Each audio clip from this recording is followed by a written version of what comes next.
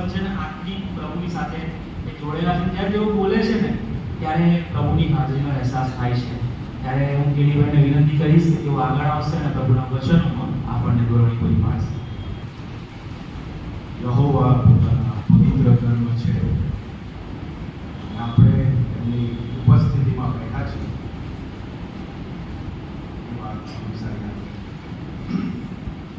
વચનની સેવામાં જતા પહેલા હું ઈશ્વરની સહાય માંગવા માંગુ છું. આવો આપણે પ્રાર્થના કરીએ. હે પ્રિય અને પવિત્ર પ્રભુ સેવા, આ અદ્ભુત સમયને તમારા હાથમાં સોંપતા તમારા નામને ધન્યવાદ આપું છું. પ્રભુ, અમે તમારા વચનો ઉપર જ્યારે મનન કરવા જઈ રહ્યા છે ત્યારે પ્રભુ ખાસ આગ્રહથી પ્રાર્થના કરું છું કે મને તમારું સામર્થ્ય આપો, તમારા વચનોનું યોગ્ય અર્થઘટન કરવા, તમારા વચનો હૃદયથી પોકારવા અને પ્રગટ કરવા મને માર્ગદર્શન આપો.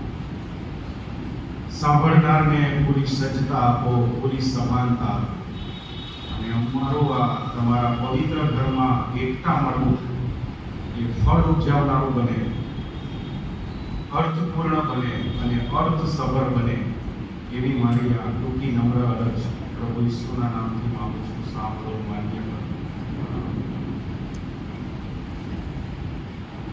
નોયરભાઈએ જે વાત કરી એટલી બધી કોઈ લાયકાત નથી મારામાં. હું એક શિક્ષક છું, પ્રભુનો સેવક તો હું ના થઈ શકું. અને આ સમયે ખાસ કરીને હું માનનીય બળકણદાર સાહેબનો આભાર માનું છું કે મને આ બીજી વાર તક આપવામાં આવી ઈશ્વરના વચનો પોકારવા માટે. નોયરભાઈ સુંદર લીડિંગ કરી રહ્યા છે અને વર્ષોથી હું નોયરભાઈને વાયરમાં અને બાળકો મધ્યે અને યુવાનો મધ્યે સેવા કરતો રહું છું અને તેને માટે હું ઈશ્વરની આભાર સ્તુતિ કરું છું. આ સમયે સર્વ લોકલ ઓફિસર્સ અને તમામ સિપાહી ભાઈ બહેનોને સરકાર ચાલુ છું. હવે આપણી આગળ જે વચનો વાંચવામાં આવ્યા એના ઉપર મનન કરીએ તે પહેલા એની આગળના જે 1 થી 20 વચનો છે એની પર થોડો દ્રષ્ટિપાત કરવો પડે અને તો જ પ્રથમ સમુએલ અને તેનો પહેલો અધ્યાય 21 થી 28 વચનો આપણને સારી રીતે સમજાશે. એટલે હું શરૂઆતમાં તમને થોડો ફ્લેશબેકમાં લઈ જવા માંગુ છું.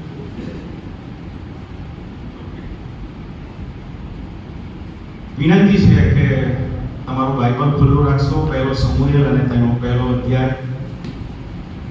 અને ત્યાં પ્રભુનું વચન આ પ્રમાણે કહે છે કે એફ્રાઈમના પહાડી મુલકમાં એક માણસ રહેતો હતો અને તેનું નામ કહે છે કે એલ્કાના હતું. એલ્કાના. અને તે કોનો દીકરો હતો એની ત્યાં ટૂંકી વંશાવળી આપવામાં આવી છે અને કહે છે કે આ એલ્કાનાને 2 પત્નીઓ હતી. એલ્કાનાને 2 પત્નીઓ હતી. આ આખો જે અધ્યાય છે એને આપણે રિયલ સ્ટોરી છે પણ એને આપણે વાર્તાના સ્વરૂપમાં સમજવા માંગીએ છીએ. એલ્કાનાને 2 પત્નીઓ હતી. એકનું નામ હાન્ના અને બીજીનું નામ પનીના. હવે જે પનીના હતી એને બાળકો હતા, સંતાનો હતા, પણ હાન્નાને પહેલેથી જ કોઈ બાળકો નહોતા, સંતાન નહોતા. હવે આ જે એલ્કાના છે બહુ ધાર્મિક માણસ હતો. એ દર વર્ષે વર્ષ એવું લખ્યું છે ત્યાં, વર્ષ શબ્દ લખ્યો છે. દર વર્ષે તે પોતાના ઘરેથી, પોતાના નગરમાંથી, પોતાના સમગ્ર પરિવાર સાથે, બંને પત્ની અને બાળકો સાથે શિલોહમાં યહોવાના પવિત્ર સ્થાનમાં આવતો હતો અને ત્યાં એ યહોવાનું ભજન કરતો હતો, યજ્ઞ કરતો હતો.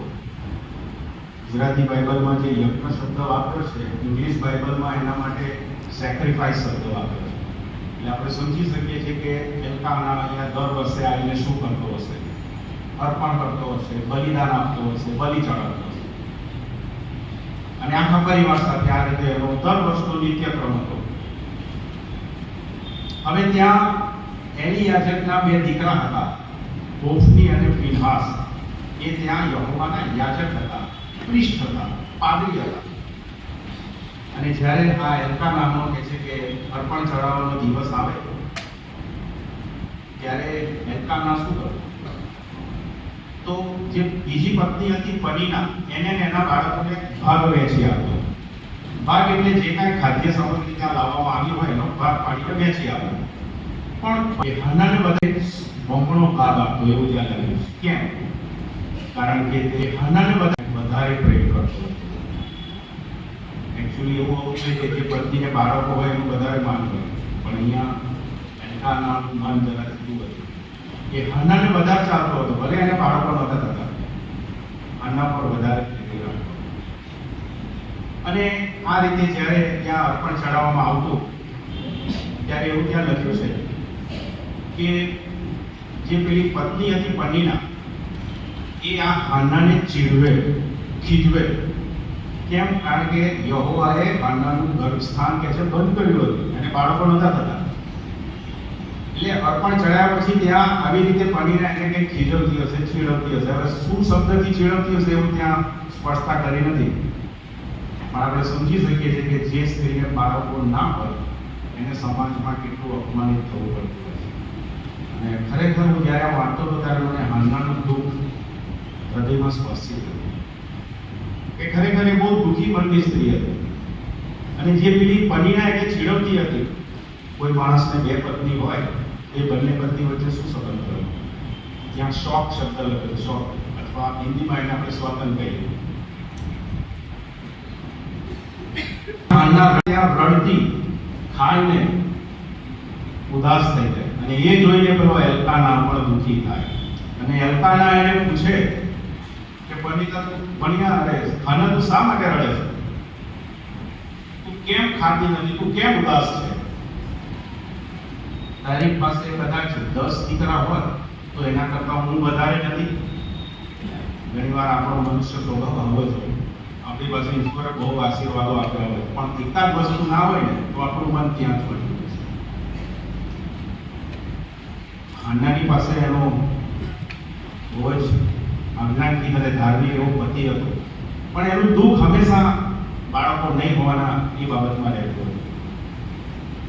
અને ત્યાં એવું લખ્યું છે કે એ લોકો ખાઈ પીને ઉઠ્યા અને પછી હાના યહોવાની આગળ ત્યાં શિલોમાં એમના પવિત્ર સ્થાનમાં એમની આગળ જઈને રડી પડે છે. એના દુઃખના લીધે એ રડી પડે છે. અને ત્યાં એલી યાચક એ કહે છે કે પવિત્ર સ્થાનના બાગ શાક આગળ આસન પર બેઠો બેઠો હાનાને જોઈ રહ્યો કે આ શું કરે. અને ત્યાં હાના રડતા રડતા યહોવાને પ્રાર્થના કરે છે હૃદયથી. હે યહોવા, કહે છે કે જો તમે મારી સામુ નક્કી જોશો, મને સંભાળશો, મને વિસરી નહીં જાઓ, અને જો મને તમે દીકરો આપશો તો કહે છે હું એને આખી જિંદગી તમારી સેવામાં અર્પણ કરી દઈશ. અને એના માથા ઉપર અસ્ત્રો નહીં કરે, માથા પર અસ્ત્રો ન કરવો. અને એના વિશે વધારે જાણવું હોય તો ગણના 6:1-12 વાંચવું પડે કે માથા પર અસ્ત્રો ન ફેરવો એટલે શું. એ સમયમાં કોઈ કુટુંબમાં કોઈ બાળક જન્મે અને એને તો શરૂઆતથી ઘરના લોકો નક્કી કરે રાજી ખુશીથી કે એને આપણે ઈશ્વરની સેવામાં અર્પણ કરવો છે, તો એને ઈશ્વર માટે અલગ કરતા અને એના માથા ઉપર અસ્ત્રો ફેરવવા દેતા નહીં. એને નાઝીર વ્રત કહેતા, વૈરાગી વ્રત, સંસારથી એને જુદું થઈ જવાનું. અને ત્યાં બહુ કડક નિયમો લખ્યા છે. ગણના 6:1-12. પહેલા કહ્યું હતું કે જે નાઝીર વ્રત પાડે એને દ્રાક્ષારસ નહીં પીવાનો, દારૂ નહીં પીવાનો, નશો નહીં કરવાનો. દ્રાક્ષારસની વાત છોડો સાહેબ, ત્યાં એવું લખ્યું છે કે દ્રાક્ષમાંથી બનેલી કોઈ વસ્તુ પણ નહીં ખાવાની, લીલી સૂકી દ્રાક્ષ પણ નહીં ખાવાની છે, એવું ત્યાં લખ્યું. કોઈ પ્રાણી મરી ગયું હોય તો એની પાસે નહીં જવાનું. પ્રાણીની વાત છોડો, ઘરમાં મા બાપ મરી ગયા હોય, ભાઈ બહેન મરી ગયા હોય તો એને અડાય નહીં, અશુદ્ધ નહીં કરવાનું પોતાને. આવું આ કડક નાઝીર વ્રત.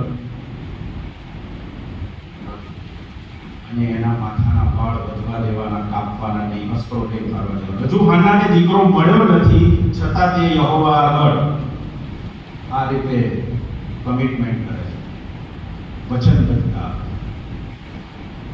કેટલું હજુ તો દીકરો થયો નથી, પહેલા પોતાના દીકરા માટે એક વ્રત લેવાની વાત કરે છે એવો. અને જ્યારે હાન્ના આ રડીને મનમાં પ્રાર્થના કરતી હોય છે ત્યારે એના હોઠ જ ખાલી ફફડતા હોય છે.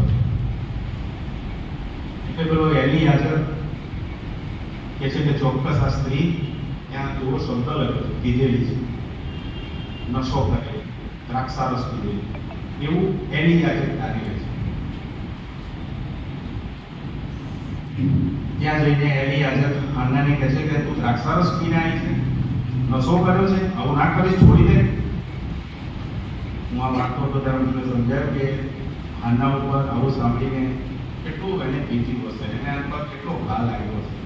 એક તો બાળકો નથી એનું દુઃખ, પેલી પનીના એને મેણા ટોણા મારે છે એ દુઃખ, હવે આ એલિયાઝર એને સાચી છે તો પણ ખોટી સમજે છે. ઘણી વાર આપણા જીવનમાં આવું બનતું હોય છે, આપણે સાચા હોઈએ ને પણ ઘણા આપણને ખોટા સમજે છે. અને મારા જીવનની આ પ્રવૃત્તિ રહે છે સાહેબ, કે હું ઘણી વાર સાચો હોઉં છું પણ ઘણા મને ખોટો સમજે. હું જે છું એ મને સમજવામાં આવતો નથી અને હું જે નથી એ મને સમજવામાં આવે છે ત્યારે સાહેબ બહુ દુઃખ થાય છે. પણ હાલના જે ચોખવટ કરે છે એલિયાઝરને કહે છે ના મારા મુરબ્બી ના, મેં દ્રાક્ષારસ નથી પીધો પણ કોઈ નશો નહીં કર્યો, હું તો દુઃખી મનની સ્ત્રી છું, મને બલિયાદ પુત્રી ના કરશો. હું તો યહોવા આગળ મારું દિલ ઠાલવતી હતી, મારું હૃદય ઠાલવતી હતી. હું તો અતિશય દુઃખના લીધે બોલું છું, કેસના લીધે બોલું છું. અને એલિયાઝરને આ શબ્દો સાંભળીને, હાન્નાના આ શબ્દો સાંભળીને રિલાઇઝ થાય છે કે ના ના સ્ત્રી સાચું કહે છે. અને પછી જે વાક્ય એલી બોલે છે કે સાહેબ મને બહુ ગમે છે આ વાક્ય. તો ત્યાં લખ્યું છે કે શાંતિએ જા તે ઇઝરાયલના ઈશ્વરની આગળ પ્રાર્થના કરી છે, વિનંતી કરી છે અને તે તેઓ સાર્થક કરો. અહીંયા એલિયાઝર કદાચ આ વાક્ય હું એવું માનું છું કે યહોવાએ બોલાવ્યું હશે. આ વાક્યથી હાન્નાને બહુ ઉત્તેજન મળ્યું. ઘણી વાર કોઈ માણસ દુઃખમાં હોય ને એના ખભે બે હાથ મૂકીને બે શબ્દ સારા કહીએ ને તો એના જીવમાં જીવ આવે છે. હાન્ના એટલી બધી દુઃખી હતી પણ જ્યારે એલિયાઝરે આવું કીધું ને કે જા યહોવા તારી પ્રાર્થના સાંભળશે, તારી વિનંતી સાંભળશે, એને એક આશા બંધાઈ છે. અને ત્યાં લખ્યું છે આ કીધા પછી હાન્ના ઊભી થાય છે, ખાય છે અને પછી ત્યાં લખ્યું છે કે એનું મુખ કદી ઉદાસ ના રહ્યું. ઉત્તેજનના શબ્દોથી માણસનું દુઃખ 50% તો ઓછું થઈ જાય છે, આશા બંધાય છે. હવે આ અર્પણનો દિવસ પતી ગયો. મોટા પરોળીએ આખું પરિવાર ઊભું થઈને જાગીને કહે છે કે યહોવાનું ભજન કરે છે અને પછી પોતાના ઘરે રામામાં જાય છે. અને ઘરે ગયા પછી ત્યાં લખ્યું છે કે એલ્કાનાહે હાન્નાનો અનુભવ કર્યો અને યહોવાએ હાન્નાને સંભાળી. અને થોડા દિવસ પછી ત્યાં લખ્યું છે કે હાન્નાને ગર્ભ રહ્યો. જ્યારે હાન્નાએ જાણ્યું હશે કે મને ગર્ભ રહ્યો છે એટલે એના હૃદયમાં કેવી લાગણીઓ જન્મી હશે. કેટલા વર્ષથી એ પ્રાર્થના કરતી હતી એક બાળક માટે તરસતી હતી અને જ્યારે એણે જાણ્યું હશે કે મને ગર્ભ રહ્યો છે એટલે એના હૃદયમાં બહુ ગજબની અનુભૂતિ થઈ હશે સાહેબ. એ આપણે જ્યાં શબ્દોમાં કશું એવું વર્ણન નથી પણ આપણે સમજી શકીએ. અને કહે છે કે સારા દિવસો પૂરા થયા અને હાન્નાને દીકરો જ જન્મ્યો. ત્યારે પણ એને કેટલો આનંદ થયો છે કે મેં યહોવા પાસે દીકરો માંગ્યો તો એમણે મને દીકરો જ આપ્યો. હાન્ના એ દીકરાનું નામ તમે બધા જાણતા જ છો. આ સ્ટોરી એટલે જાણ નહીં હો, અહીંયા ઘણા પ્રભુના સેવકો બેઠા છે, બાઇબલના અભ્યાસ છે. હાન્નાએ એ દીકરાનું નામ શું પાડ્યું? સમુએલ. સમુએલ હિબ્રુ શબ્દ છે અને એનો અર્થ થાય છે ઈશ્વરે સાંભળ્યું અથવા ઈશ્વર સાંભળે છે. ઈશ્વર પાસે માંગ્યું અને મળ્યું. અને કહે છે કે હાન્ના એવું બી કહે છે કે મેં સમુએલ નામ કેમ રાખ્યું? કારણ કે મેં યહોવા પાસેથી એને માંગી લીધો છે.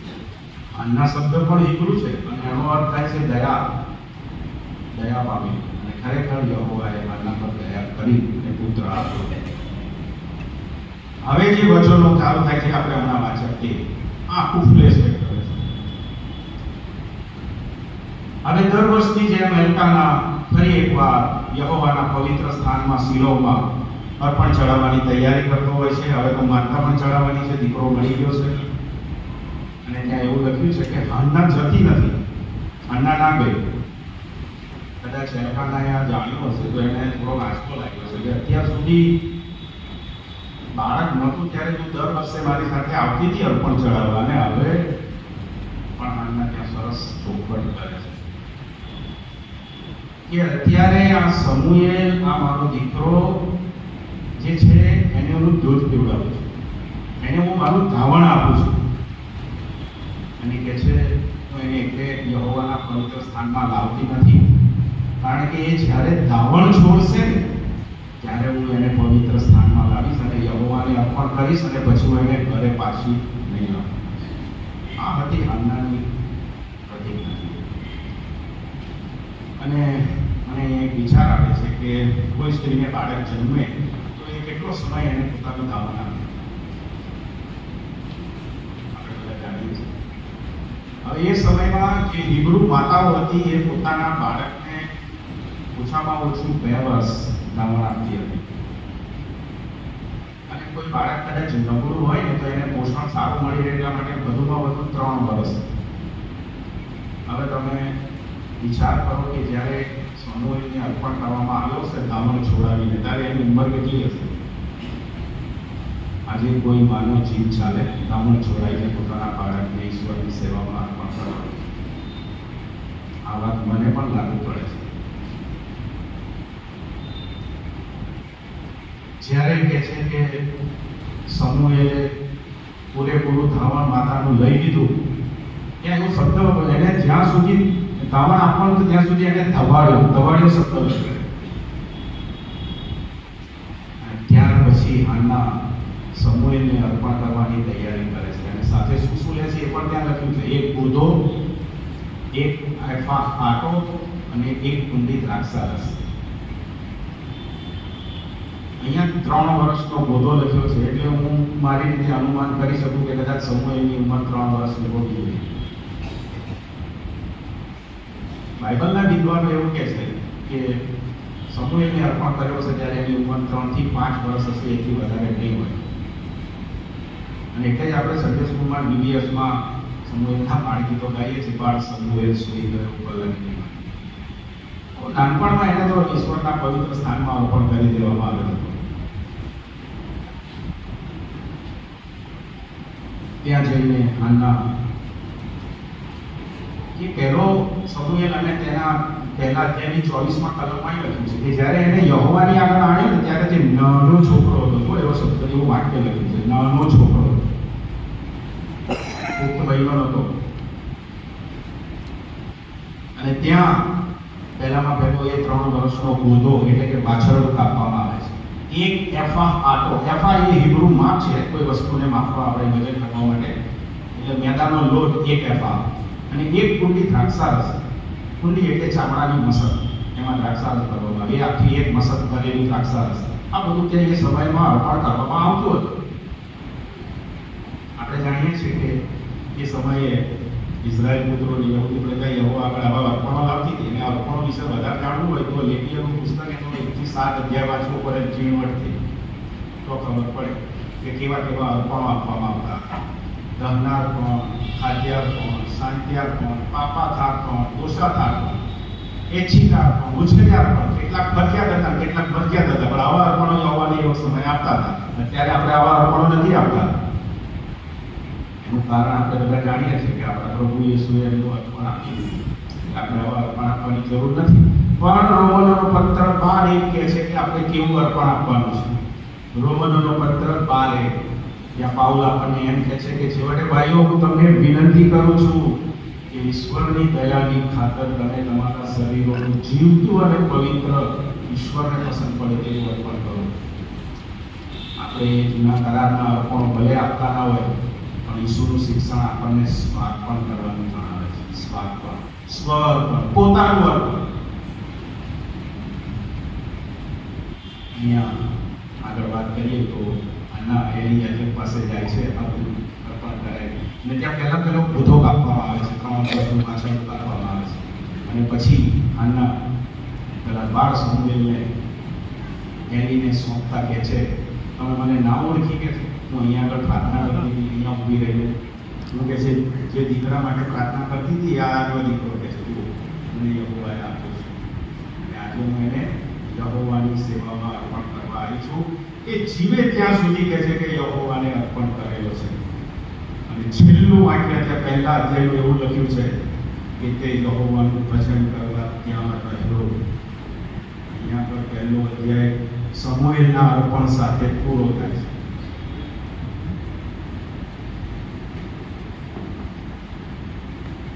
આખો અધ્યાય આપણે આ રીતે સમજ્યા, પણ હવે એમના પરથી આપણે શું શીખવાનું છે, મનન શું કરવાનું છે એની વાત કરીએ. થોડો સમય મોડો થાય તો માફ કરજો. તો પહેલું મને એક વસ્તુ મગજમાં આવે છે કે હન્નાએ દીકરો માંગ્યો, એને દીકરો પાછો યહોવાને આપી દીધો, તો એને શું પડ્યું? તો પાછી હતી એવી નહીં. પણ ના, આગળ બીજા અધ્યાયમાં લખ્યું છે યહોવાએ એને બીજા કેટલા સંતાનો આપ્યા? 5. 3 દીકરા અને 2 દીકરીઓ. કહે છે ને કે આપણો ઈશ્વર કોઈનો દેવાદાર નથી રહેતો. તમે ખુલ્લા મનથી આપો તો એ પાછું તમને 100 અને 60 અને 70 ગણવાળી આપે છે. બીજી એક વાત મને એ થાય છે કે જ્યારે હાન્નાએ ગર્ભ રહ્યો એવું એણે જાણ્યું, અથવા તો દીકરો થયો એ જાણ્યું, ત્યારે ઘડે એ કશું બહુ ત્યાં કશું લખ્યું નથી કે ખુશ બહુ થઈને ગીત ગાય છે. પણ જો જેવો પહેલો અધ્યાય પતે છે તરત બીજા અધ્યાયની 1 થી 10 કલમ જુઓ, હાન્ના શું કરે? યહોવા આગળ સ્તુતિનું ગીત ગાય છે, પ્રેઝન્ટ વર્શિપ કરે. જન્મ્યો ત્યારે પ્રેઝન્ટ વર્શિપ નથી કરી, અર્પણ કર્યા પછી કરી.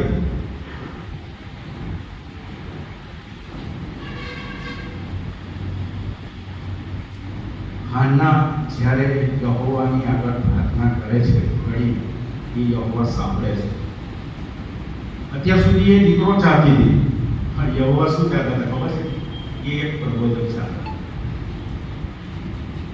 હાન્નાએ જ્યાં સુધી મને દીકરો આપો ત્યાં સુધી પ્રાર્થના ના સાંભળવામાં આવી, એનું ઘરસ્થાન બંધ જ હતું. પણ જેવું હાન્નાએ એવું કીધું કે તમે મને દીકરો આપશો ને તો હું એને પાછો તમારી સેવામાં આપી દઈશ, અને તરત યહોવાએ આવી પ્રાર્થના કરી કે જેવી હાન્ના ઘરે આવે છે ને એનું ઘરસ્થાન સહેજ ખોલી નાખે છે યહોવા.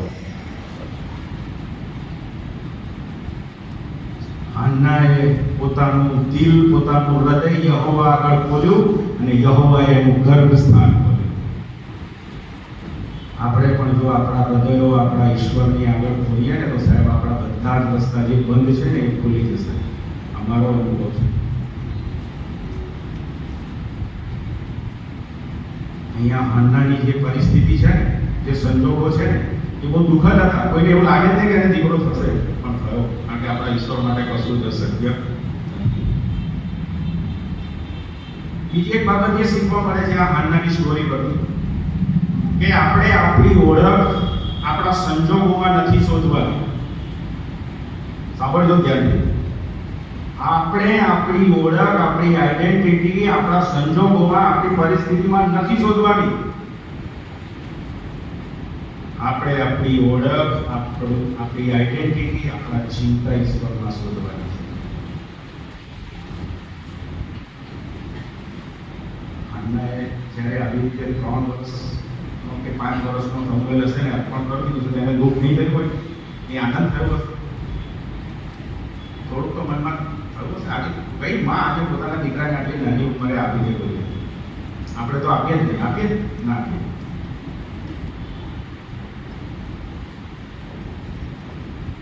આજે મને આ વિચાર કરતો હતો ત્યારે મને ટ્રેનિંગ કોલેજ યાદ આવે.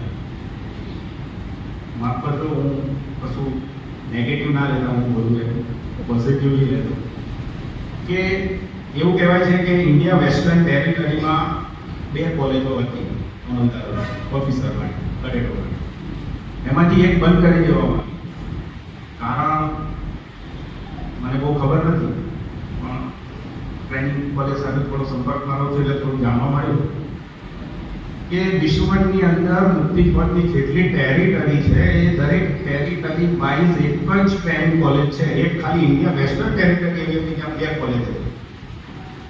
અત્યાર સુધી ચાલતી હતી પણ હવે બંધ થઈ ગઈ. કેમ બંધ થઈ ગઈ? હાંડાની જેમ આજે કોઈ પોતાના બાળકોને ઈશ્વરની સેવામાં અર્પણ કરવા તૈયાર નથી, કાં તો કોઈ જુવાનો આ ઊંચી પદની સેવા કરવા આવવા માટે તૈયાર નથી. એ સત્ય છે સાહેબ, આપણે શીખવાનું પડશે. હું આ જુવાનોને જોઉં છું ત્યારે મને એમ થાય છે કે હું આ લોકો માટે શું કરું.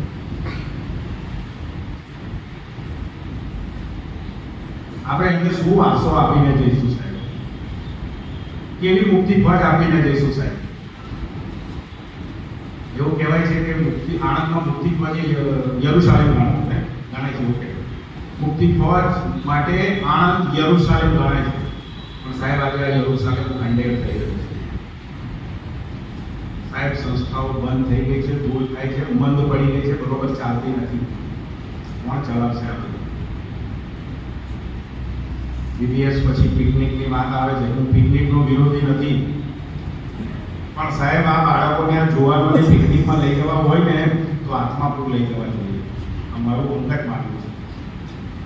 એમને મુક્તિ પદનો વારસો શું છે સમજાવવું પડશે. ને તો આવનાર દિવસમાં એ લોકો ભૂલી જશે કે મુક્તિ પદે શું, અહીંયા કોણ આવ્યું, શું કર્યું. બહુ દુઃખ થાય છે સાહેબ, અને આ બહુ દુઃખ સાથે હું આ કહી રહ્યો છું. એક ચિંતા છે કે તમારી આગળ બધું કરી રહ્યો છું સાહેબ. આટલી મોટી પલટણ છે પણ બાળકો માટે સન્ડે સ્કૂલમાં બેસવાની યોગ્ય જગ્યા નથી. રવિવારે એક આ ખૂણામાં, એક આ ખૂણામાં, અહીંયા હુમલી બહાર ઊભા સાહેબ. આપણે અહીંયા મનોરંજન માટે નથી આવતા, અહીંયા મનોમંથન માટે આવીએ છીએ. પ્લીઝ પ્લીઝ મારી વાતને નેગેટિવ ના લેતા, પહેલેથી જ કહું છું. અને આ માટે હું બહુ જ પ્રાર્થના કરું છું. ઘણી વાર મને બહુ દુઃખ થાય છે.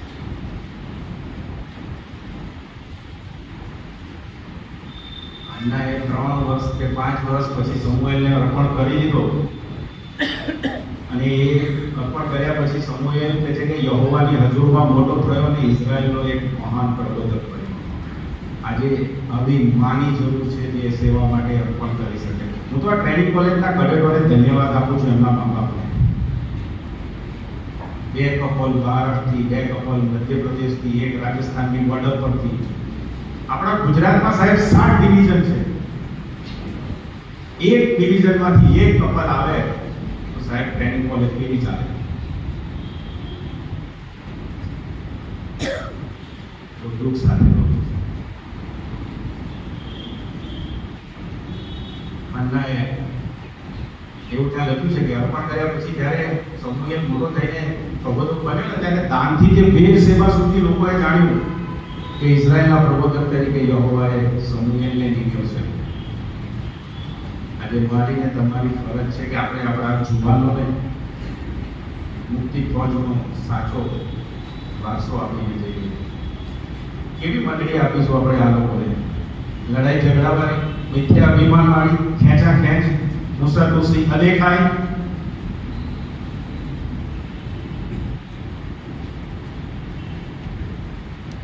આવતીકાલની બીબીએસ ચાલુ થાય છે. દરેક મા બાપને હું પ્લીઝ વિનંતી કરું, સમયસર તમારા બાળકને ઘરેથી જ્યારે તમે મોકલો ને તો માથે હાથ મૂકીને પ્રાર્થના કરજો ને પછી એને મોકલજો. ભલે એ સમયે જેવો ના બને પણ કમસે કમ મુક્તિ પદને વફાદાર રહે. ઘરે જ્યારે શીખીને આવે ને ત્યારે બીજી બધી બાબત નહીં પૂછશો ચાલશે, પણ એને પૂછજો કે આજે તે વિડીયોઝમાં ઈશ્વરના કયા વચનો શીખ્યો અને એને પોતાના જીવનમાં કેવી રીતે લાગુ કરવાનું છે. આટલું જરૂર પૂછજો, આટલી વિનંતી કરું.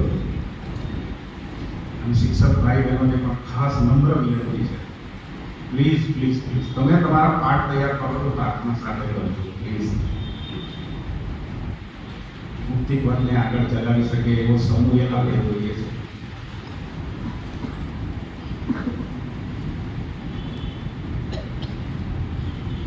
આપણે વધારે બોલી નથી શકતો, મારાથી બોલાય એમ નથી. તમે બધાએ મને શાંતિથી સાંભળ્યો, આપણે તમારો આભાર. પ્રભુ બીબીએસને વેકેશન બાઇબલ સ્કૂલ BBS એટલે કે વેરી બ્લેસ્ડ શેડ્યુલ બનાવવા જઈ રહ્યો છે. તમે પ્લીઝ કાલથી તમારા બાળકો જો બહારગામ હોય તો બોલાવી લેશો અને સમયસર 8ના ટકોરે તમારા બાળકની એન્ટ્રી અહીંયા થઈ જાય એવી વિનંતી છે. તમામ દાતાઓનો આભાર માનું છું, તમામ વોલેન્ટિયર્સ બધાનો આભાર માનું છું, મારી ભાઈઓ બધાનો આભાર માનું છું, તમારા બધાનો આભાર માનું છું. Thank you so much.